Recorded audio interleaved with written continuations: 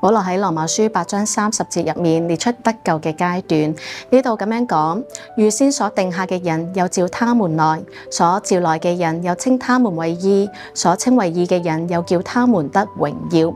上帝要拯救嘅人，首先會呼召佢哋，嗰啲願意回應上帝呼召嘅人會悔改，並且接受耶穌基督為佢哋個人救主，上帝就會稱佢哋為義，並將會得榮耀。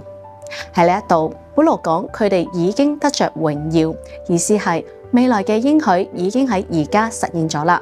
上帝已經揀選咗你，並且呼召緊你。你要做嘅就係同上帝講：我願意。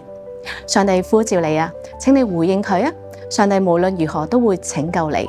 今日我哋可以面對生活有好多嘅挑戰，我哋知道耶穌基督喺我哋裏面，因為我哋已經得着呢一份嘅救恩。呢個係靈修分鐘，我哋聽日再見。